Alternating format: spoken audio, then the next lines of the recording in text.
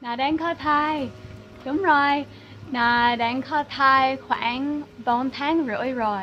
Và Nà không cảm thấy mệt mỏi, không bị ốm nhiễm và cũng có rất là nhiều năng lượng để đạp xe đạp một chút đi bộ trên biển.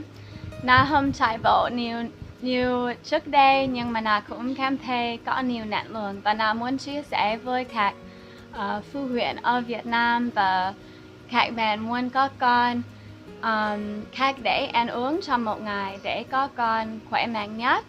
Tại vì nó là người ăn chay và có nhiều người nghĩ là không nên ăn chay khi có thai, con thịt, con cá cho protein, cho năng lượng. Nhưng mà thực tế thì không phải như thế. Thì trong video này nó sẽ chia sẻ với các bạn cách ăn uống để bổ sung đầy đủ dinh dưỡng cho người mẹ và có con nữa. Nà vừa đi chợ để mua đồ cho ngày hôm nay. Có trái cây và nhiều rau xanh. Rồi mình bắt đầu với bữa sáng nhé. Bữa sáng sớm Nà sẽ uống nước mía. Mỗi ngày khác nhau nhưng mà hôm nay Nà hơi khát nước. Và nước mía có rất là nhiều canxi, chất xát, cũng có phosphor và magie nữa. Thì các bạn rất là cần ăn nhiều chất xát khi có thai. Tại vì mình cần cho con của mình trong bụng nhiều oxy, chất xát sẽ giúp quá trình đó. Và mình cũng cần rất là nhiều canxi để bổ sung đủ cho con phát triển răng và xương. Rồi 3 lần một ngày Nà sẽ uống vitamin cho nữ có thai. Thì mỗi ngày Nà chia ra buổi sáng, buổi trưa, buổi tối. Và cũng có cái này nữa, đây là chlorella. Đây là nguồn duy nhất thực vật có vitamin B12. Nào rất là khuyên các nữ có thai để uống cái này mỗi ngày. Và cái này thì tất cả là tự nhiên. Tất cả thành phần ở đây từ trái cây và rau và rong biển. Thì các bạn không cần phải lo về hóa chất. Thì Nà sẽ mở ra một cái và bỏ trong nước mía rồi uống. Mía và vitamin như thế này nhé. Mình sẽ lấy đầy đủ chất xát, chất oxy hóa, vitamin K, vitamin E, vitamin A, vitamin C. Thường thì Nà không khuyến khích khách hàng của Nà để uống vitamin tại vì mình có thể lấy đầy đủ từ trái cây và rau và những thứ mình ăn sẽ tốt hơn và cơ thể của mình sẽ hấp thu hiệu quả hơn. Nhưng mà khi mình mang thai thì mình phải chắc chắn là mình có đủ, tại vì không chỉ là cơ thể của mình mà là một cơ thể của một con người khác nữa. Và mình muốn con của mình khỏe mạnh nhất thì mình sẽ vừa ăn đủ vừa uống vitamin nữa. Và khi Nà uống nước mía thì Nà sẽ uống từ từ tại vì có rất là nhiều đường. Và nước mía cũng có nhiều calo thì các chị em đang cảm thấy chán ăn khi có thai thì cũng có thể uống nhiều nước áp để lấy đủ calo mà không cần ép bản thân ăn quá nhiều. Nếu các bạn muốn mua vitamin này thì các bạn có thể tìm trên mạng trang iHerb nhé. Rất là chất lượng và sẽ giao hàng rất là nhanh. Sau khi Nà uống nước mía, Nà sẽ ăn nho. Sáng nay Nà sẽ vừa học vừa ăn nho để lấy đủ nước. Tại vì Nà không uống nước lọc. Tại vì nước từ trái cây và nước từ dừa sẽ sạch sẽ hơn, không có kim loại nặng. Và điều này rất là quan trọng khi mang thai. Mình cần đủ nước mà là mình cũng nên lấy nó từ một nguồn gốc sạch sẽ thì Nà sẽ ăn nho. Và nho cũng có rất là nhiều vitamin A và vitamin C, cũng rất là quan trọng. Vừa học vừa ăn nho. Nà 4 tháng rưỡi rồi mà chưa có bụng to hơn một chút. Mà cũng có rất là nhiều nữ 3 tháng, 4 tháng chưa có bụng. Đó là điều bình thường. Mình không cần phải so sánh với những nữ khác. Tại vì nếu đây là lần đầu tiên mình có thai thì mình sẽ lâu hơn trước khi mình có bụng. Và nếu đây là con thứ 2, thứ 3 của mình thì mình sẽ có bụng sớm hơn. Trong cái thời gian này mình có thai thì rất là nhiều người sẽ góp ý cho mình nếu mình muốn hay không. Ví dụ trong giai đoạn này thì rất là nhiều bạn đã hỏi là sẽ ăn chay không, là sẽ tiếp tục ăn chay cái thôi không, là sẽ ăn thịt đúng không, cái này không ăn được, cái này nên ăn được. Thì quan trọng nhất là mình lắng nghe cơ thể của mình. Nếu mình muốn góp ý của một người khác thì mình có thể hỏi, nhưng mà mình phải nhớ là người khác quan tâm đến mình, và đó là lý do họ nói lời khuyên cho mình, nhưng mà không có nghĩa là mình phải lắng nghe tất cả.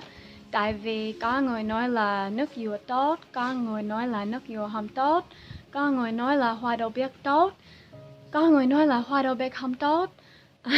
Cũng giống sầu riêng và rất là nhiều thứ. Thì mình phải tập ăn uống và lắng nghe cơ thể của mình, mọi thứ sẽ ổn. Khi mình mang thai thì có rất là nhiều loại vitamin và mineral mình cần lấy đầy đủ mỗi ngày. Chất xơ, vitamin A, vitamin C, nhưng mà có 6 loại chất quan trọng nhất. Đó là omega 3 nha, acid folic nha, iốt nha, chất sắt nha, canxi nha, và vitamin D.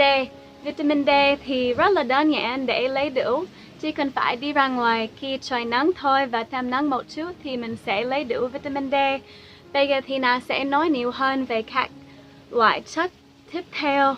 5 loại mình cần mỗi ngày để tạo ra một em bé khỏe mạnh và thông minh. Một phần của bữa trưa của Na ở đây nhé, sầu riêng, hạt lép rất là thơm và rất là ngon. Sầu riêng thì có rất là nhiều chất, đặc biệt acid folic, chất xơ, folate, vitamin C để giúp hấp thu canxi, và chất sắt để giúp thai nhi phát triển. Và acid folic thì rất là quan trọng tại vì sẽ giúp phát triển và phân chia tế bào, đặc biệt là hồng cầu. Thì mình sẽ mở ra và ăn nhé.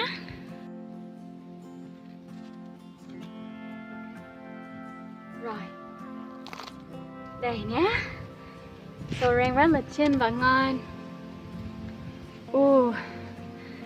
Thì mình lấy và ăn. Na cũng thích bỏ sầu riêng vào tủ lạnh để nó lạnh hơn thì rất là ngon, giống can.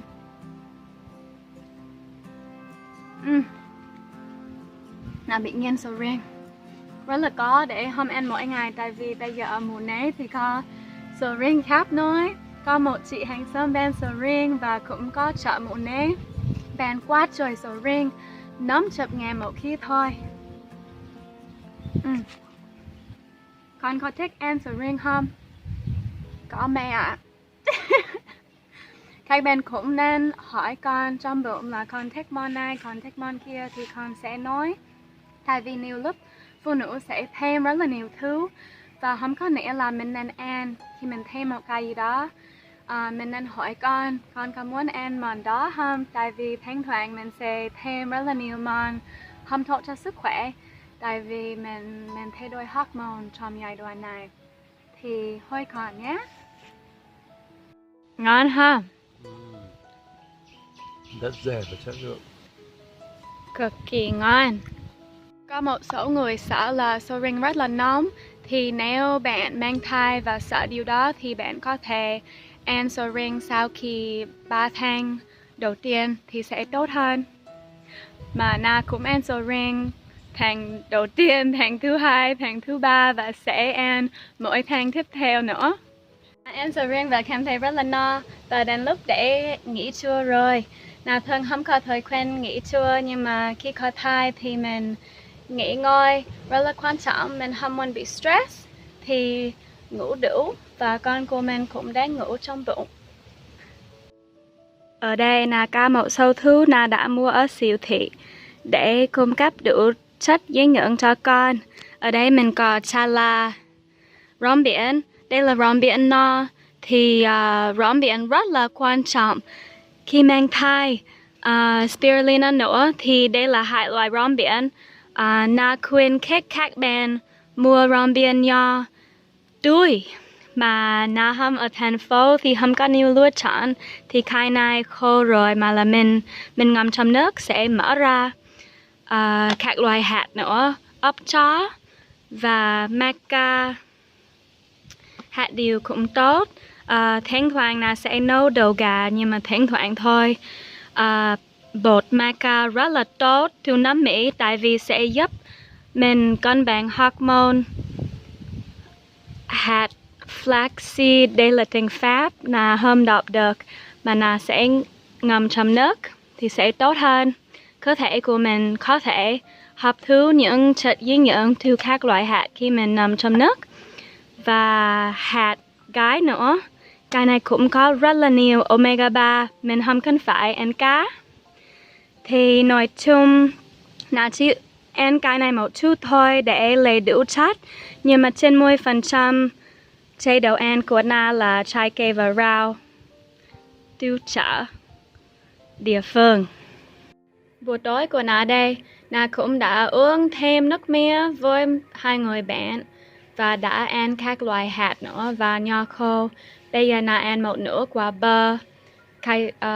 Không biết cái này bằng tiếng Việt mà là đây là một loại rau có hoa vàng. Na rất là thích cà rốt nha, bí đỏ nha và khổ qua. Thì nên ăn rất là nhiều rau xanh để lấy đủ chất mỗi ngày. Rồi, chúc các chị em thành công trong việc mang thai và chúc các chị em khỏe mạnh và con của các chị em khỏe mạnh và vui vẻ nữa.